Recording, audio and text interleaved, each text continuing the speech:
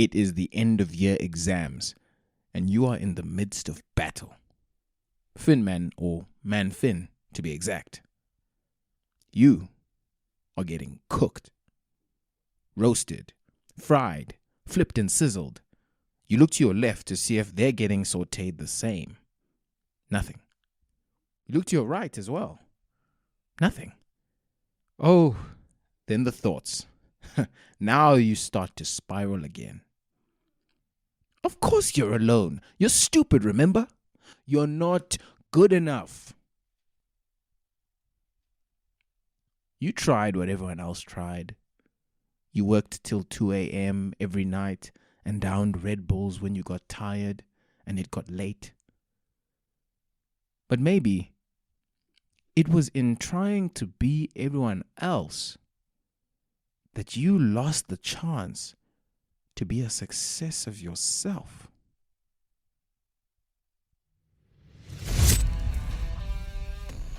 Once more, we are joined by Gareth Griffiths, associate at PwC, MCom in Taxation, and UP alumnus, having graduated with distinction in all years of his study, and he also placed first in the country in the SAICA ITC of 2024. We chat about learning to run the race against you and no one else on the road to CASA. We also chat about his CTA experience and how he placed amongst the top in his class, why less is more in CTA, the importance of practicing analytically and performing intuitively, competition's role in his academic success, and more. I hope you enjoy. My travelers on the road to CASA. Very quick one. If the show has been adding value, if it is giving you some culture, some solace, and some inspiration on the long road to CASA, please give it a rating. It is the one way we can show the world that aspiring CAs are better than we've ever been. Please do that if you're enjoying it. And please do enjoy the show. If you have not already, check out part 1 linked in the show notes. And on to part 2. CTA. Yes. This is the beast that is CTA. A bit of a demon for a lot of us. Yes. What was your experience? I want to get really tactical into this one because I feel like obviously there was something that was successful in your tenure, and I think also it would be very valuable to see, how did you struggle as a top student? So let's just go through the year. Let's go from January 1st all the way till the last exam. I started, I think it was January the 16th of 2023. 23.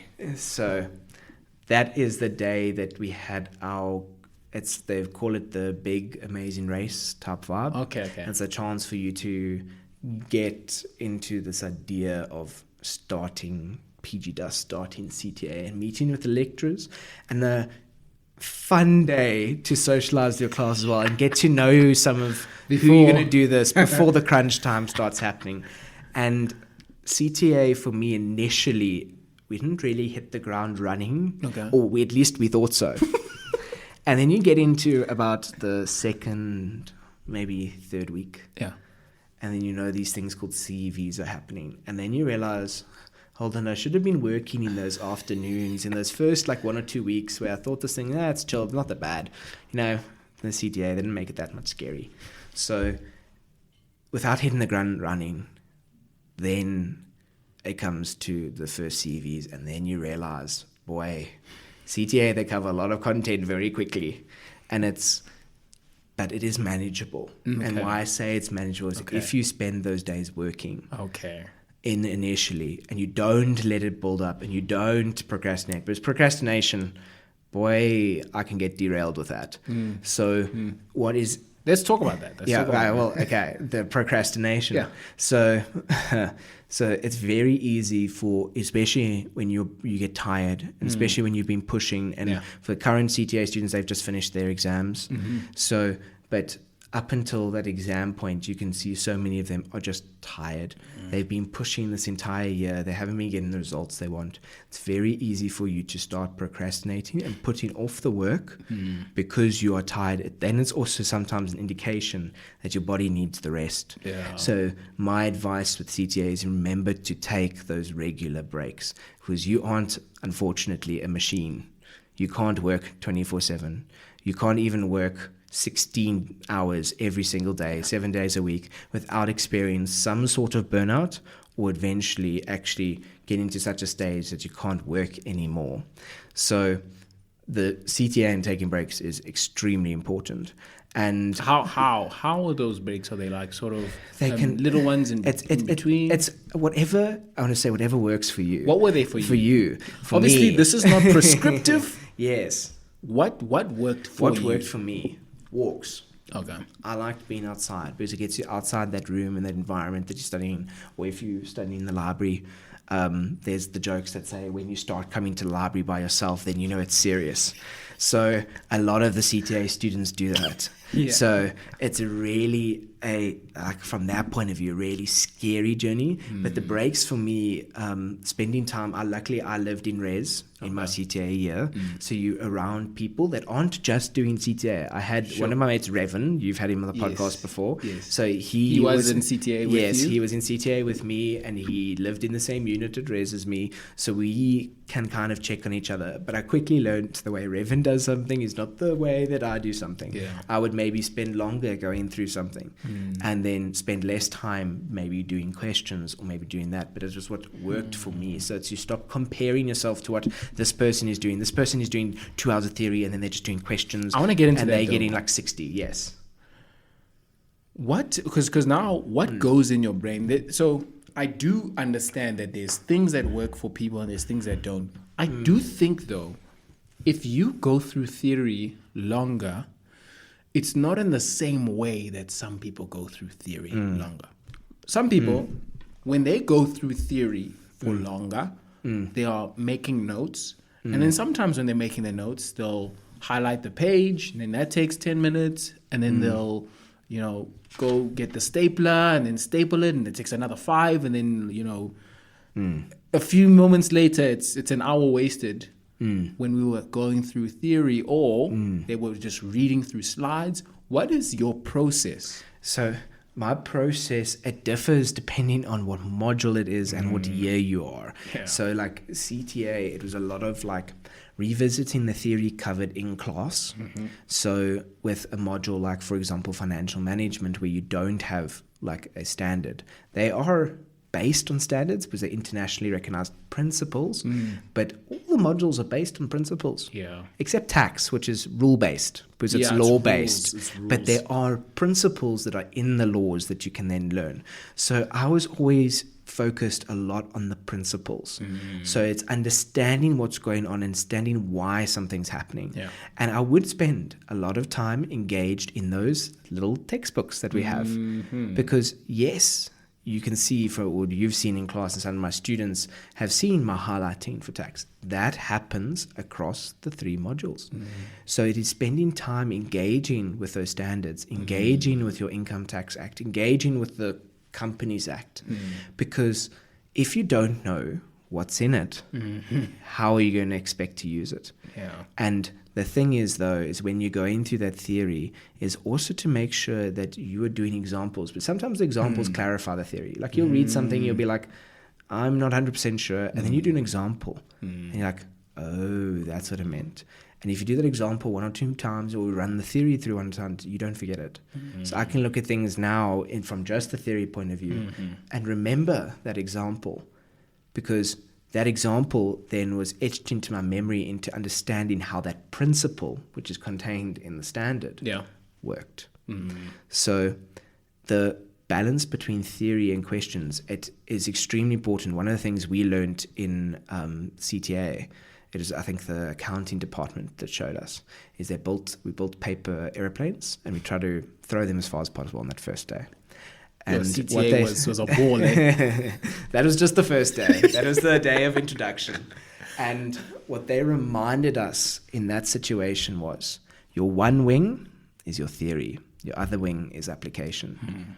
Without application, you're going to crash. Without theory, you're going to crash. So you need to strike a balance between the two.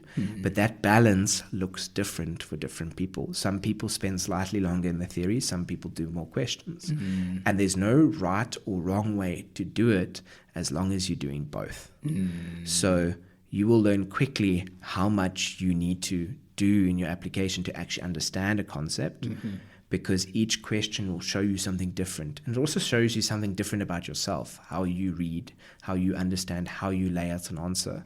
And the better or the more that you do that, the more experience you get in laying out the answer or understanding the work.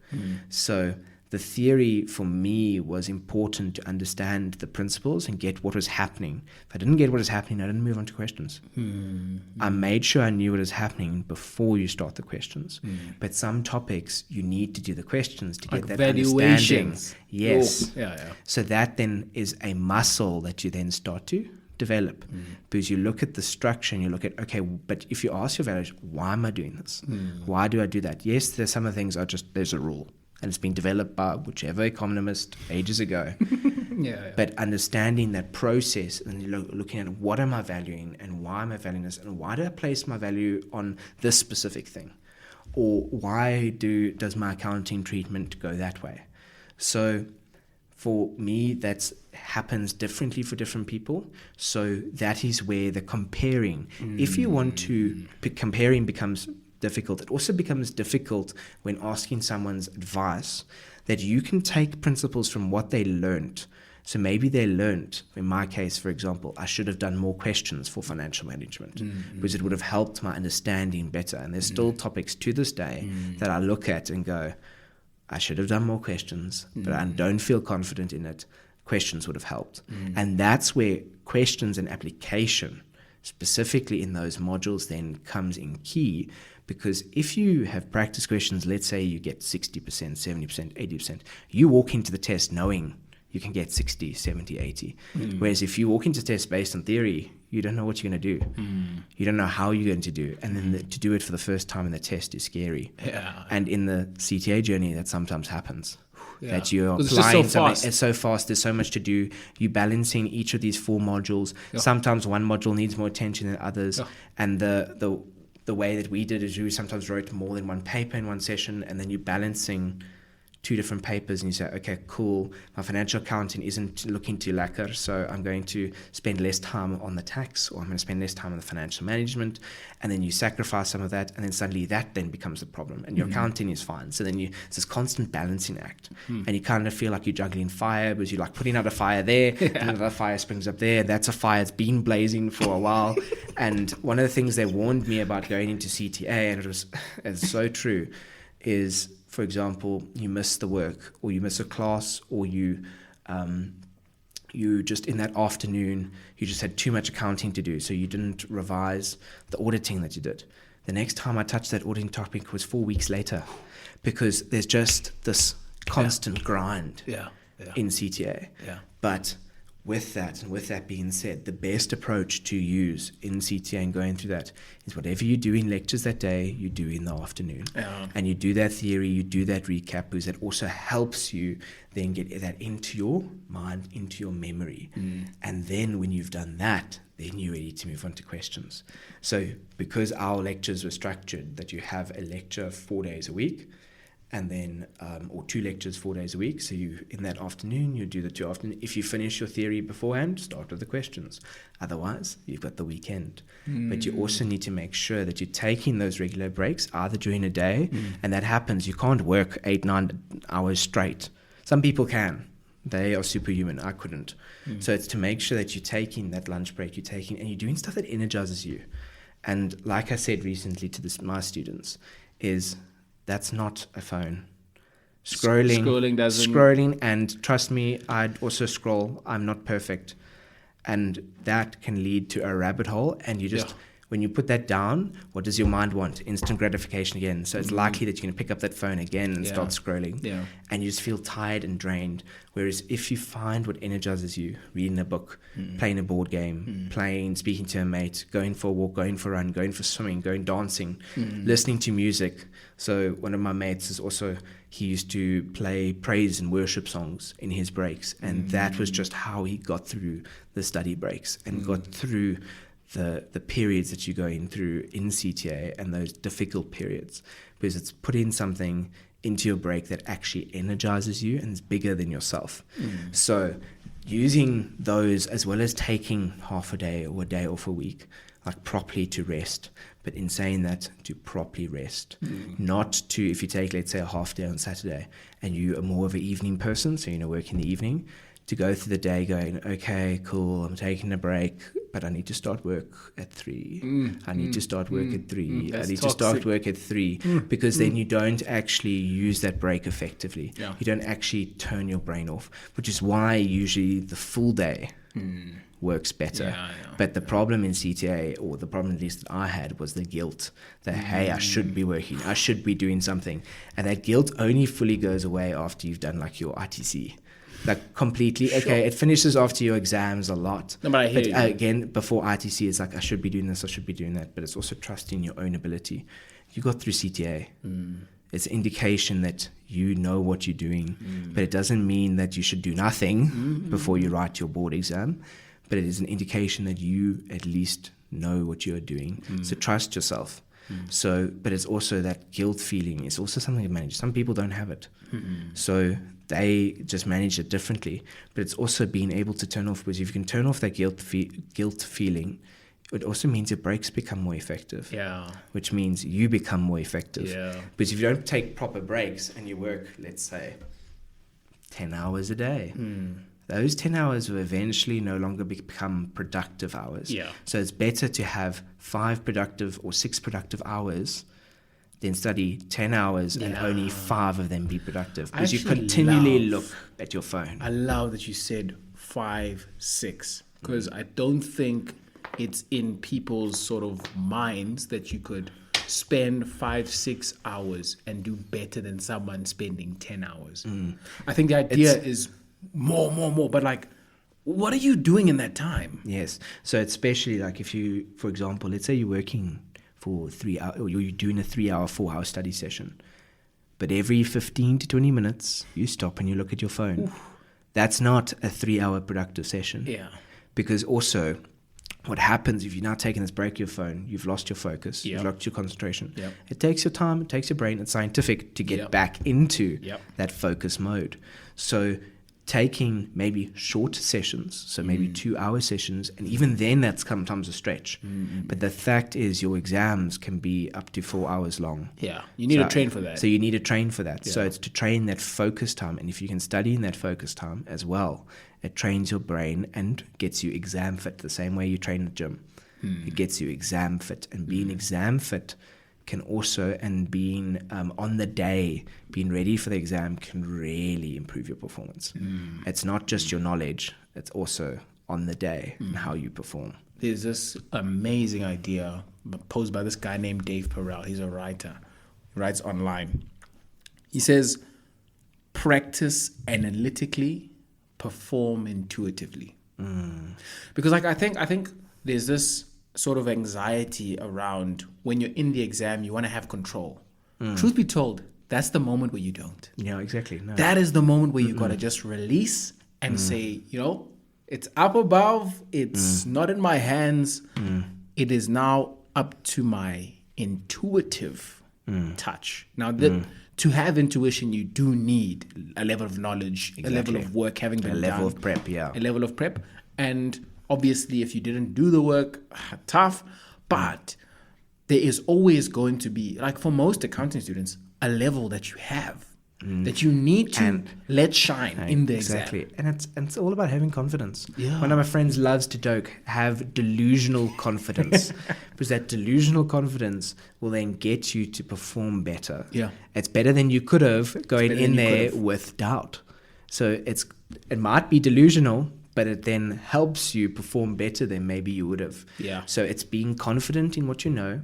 If you don't know something, being confident that you can work it out. Yes. And even if you don't, it's then a learning opportunity. Yes. It's why in first year we used to call the things learning Learning opportunities. Exactly. So there's this idea by this communication coach, Vin Jiang. He's a huge communication coach on social media. He says, I have a little bit of a version on this, but he says that you're only as good as you can communicate.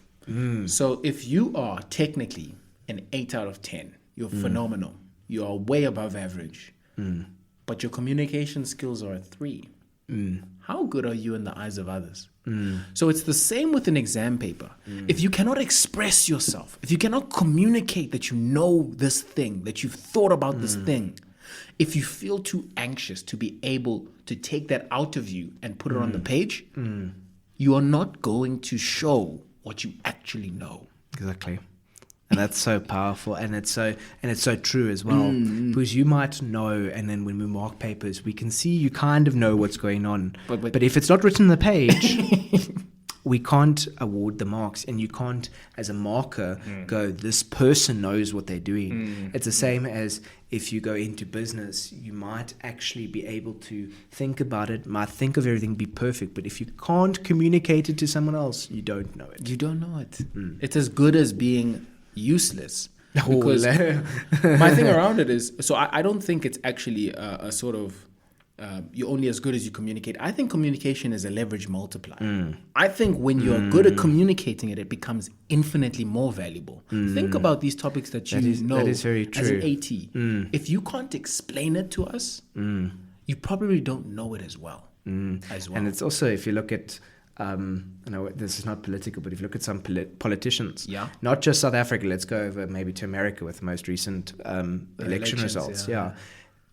One person can communicate themselves much better than the other person, and it elevates their message. Even though the message might not be amazing, but because of their communication skills, that message is improved tenfold.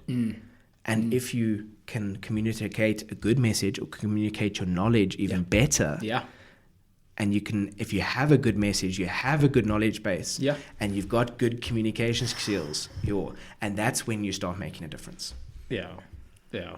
Oh, Gareth, this has been fun. Last thing that I'm very curious about is how important has competition been for you? Because I think there's a level when you get to like high levels, there's always going to be, because I even remember it was that one lecture that Udo came to do for us. Was it interest? Yes. I could feel it, right? I could feel this like this sort of invisible aura. I feel this clash from the so Gareth is like at the back on the left, and Udo was obviously he's the other AT at UP, and he was teaching a particular topic to us. I could feel this clash of auras. How has it been for you? That also is good banter. It was great banter. So it's great banter, and it's because we have that banter and such a good friendship and a good working relationship that it then becomes something that's so cool for you guys to see. But competition, I always did better when I didn't think about it. So my performance in ITC was because I focused on myself, my own abilities, and who I was in that moment. And not who I was, but what my abilities were. And I focused on myself. Yes, I spoke to a couple of people, what they were doing, what they're going on about, just to get ideas. And that also, when you speak to certain people and you find those people that help build you rather than take from you, those people that you build, that can help build you, is then what helps you perform better. So competition, obviously it's healthy, or it depends. As long as your competition remains healthy, it'll help you perform. So I realized in my CTA journey that the competition wasn't helping me.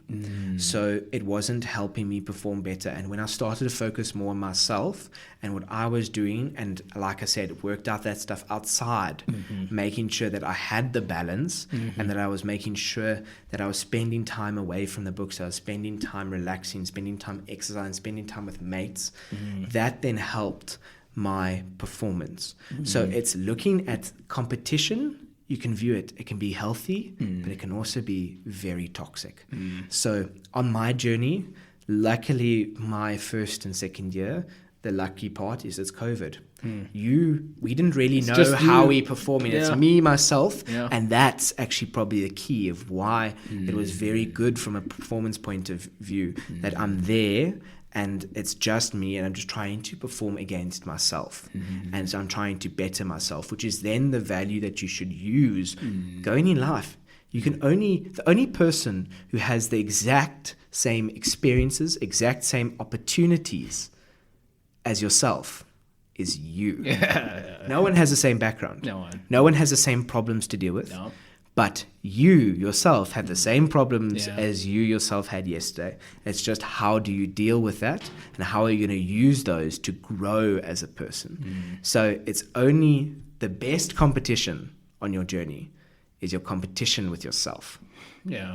So, but yes, competition with other people does help you. But when you realize it starts becoming toxic, then you need to take a step back and take a thing of, how are you looking, or why are you comparing yourself to this person? What are you trying to achieve? Yes. So what are you trying to achieve by comparing yourself? Are you comparing yourself to see what is that person doing that's a good attribute? Or are you comparing, saying this person's doing that much, I need to do that much? Because it's not true. Different people grasp topics and aspects and modules and subjects at different paces. And the paces where you might be quicker at grasping a topic, someone else might take longer. And then you might not need to do as many practical applications, someone else might. Someone might have that understanding or that background where they were working maybe, or they have family members in the manufacturing environment, so they understand the risks associated with it. So you then, as someone who doesn't have that experience, need to spend more time engaging with that. But the best competition in your journey is your competition with yourself. On that idea of competition, I've also thought about it a lot. And there's this guy, Pt2. He was part of the PayPal mafia. So he knew like the guys who started PayPal with Elon Musk and the boys. All those guys, like those guys are crazy. The founders of LinkedIn were also in the PayPal mafia. It's crazy how successful that group was. He is of the opinion that competition is a no-no completely. And I subscribe to this value quite a lot myself, because there's this thing called memetics. Okay. So it's a study of the nature of humans in our imitating qualities, right? Okay. Basically, we are imitation machines. Like from when we're young, clearly. we will do what we see. I think I saw a video. It's an Australian study, and it was babies with these massive snakes that have been trained to be snakes, which have been massive snakes that have been trained to be around humans. So the snakes are used to, and they've removed the parents from the situation. These babies are playing, they're touching the snake. There's no fear at all, because what the baby does is it watches for the parent's reaction and then acts. And that is exactly what you're speaking about. I'm gonna quote the other study. That I heard of, right? Yes. So there was this group of babies. There were these 3 babies, and they were in this room, and there were toys in the room, right? There was a selection of toys, 3 toys, and there's the parent, the adult in the situation. They give these 3 toys, and the babies must choose a toy, babies. The baby go to the toys, and the parent, just before they pick toys, say, "Oh, by the way, this one is my favorite toy. I love this toy." They gesture at one toy, put it down. The baby gets the toy, this one baby. And then the other 2 babies, there's other toys. They want that toy because the parents said that the toy is great. And now all the babies are basically contending over this toy. So this is called mimetic desire, when we all want the same thing. Yes. When there's mimetic desire, there's mimetic conflict. Because we all want the same toy, even though there's other toys, there's calamity now. Now there's all this conflict and fighting. Yeah, and I think when you look at competition, it's ultimately, at the end of the day, there's only one person who can come out top. That's the nature of races, and that's the nature of competitions, and that's by design of the human race, if that makes sense. It's kind of funny that we call it the human race because we actually compete for everything. And we put people on podiums based on who they are, what they do. So that's why obviously celebrities are placed on such a high pedestal. Because this is what everyone wants to aspire to be. So you place someone on this pedestal. And it's natural. So I think competition is natural. It is natural. But you yourself as a person need to learn, is it healthy? Is it helping me? Or is it toxic? And is it, I don't want to say depraving, is it distracting from my goal, distracting from what I want to achieve? Is it pulling me away from that? Or is it pushing me towards it? So some people work differently and they use the competition to drive them. But they become so focused on getting to that top person or getting to that top position or the whatever you want, the top success, that they lose a bit of their humanity. They want to pull others down. They want to pull others down instead of working together alongside them in that competition and focusing on themselves. Because I've found when I've focused on myself, that is when you do your best. Do my best. Because that is when you're actually looking at a fair competition. Because like I said, that is when you compete with someone who has the exact same hindrances, so challenges as you, as well as the exact same abilities and gifts that you do. I like and that. Talents. I like that. Like now it's a fair competition. But even further, I think this is his idea. I think maybe I've worded it differently, but anyways, Peter Thiel's idea is don't be the best, be the only. That way of thinking leads to being a billionaire. But now, and that's what I love about the world today. I think we can be the only, and now we can live in abundance. You just mentioned how when you are that zero-sum thinker, they must lose so I can win. What happens is we can't work together. But actually, we live in a world now where positive-sum games are reality. Like, you can actually create 1 + 1. So the reason why it's called zero-sum is because someone must lose -1 for me to win +1. Plus, positive games. +1 + 1. They're here. We can all win. We can create these spaces where there's even more abundance if we come together. And so when you want to be the only, when you lean into your strengths, not their strengths, when you want to do what you can only do, then I think you're actually doing what you were born to do and what only you can give. So you're basically making the world even better. Like there's a guy like in my case, there's you. I'm not going to be the best in tax. I'm not going to be the tax guy. There's you. Why would I do that?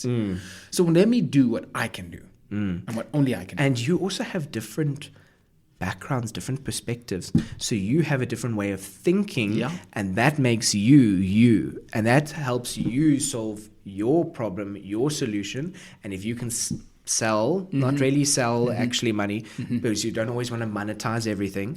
But if you can then use that solution to help others find their solutions and what they're good at and make them, that then leads to the world being a better place. Yeah, man. Don't be the best, be the only. That's powerful. Gareth, if you could go back. Yes. To first year, second year, high school, maybe even high school, Gareth. Yeah. What would you tell him? What do I tell high school Gareth? COVID's coming. No, I'm kidding. That you are going to go through a bit of pain and suffering, but that pain and suffering will grow you as a person. And it'll be okay. So I love I think I put it in one of the things. I think it's a Shane McClendon quote. I can quickly read it. Okay. So it's also something I've used in a couple of speeches that I've had to give. The quote is Shane McClendon. I hope I'm pronouncing that correctly. Cool. But it's, I will breathe. I will think of solutions. I will not let my worry or my worries control me. I'll not let my stress level break me. I will simply breathe, and it will be okay because I don't quit. And that is something I would like to remind my younger self is, as long as you keep pushing, as long as you don't give up, as long as you don't quit, you will make it through. And I think that's something, that's advice. It's honestly, the thing about going back to the previous person is, whatever you know now wasn't that person back then. The advice that you now give, that person needs to go through those experiences to become the person that you are today.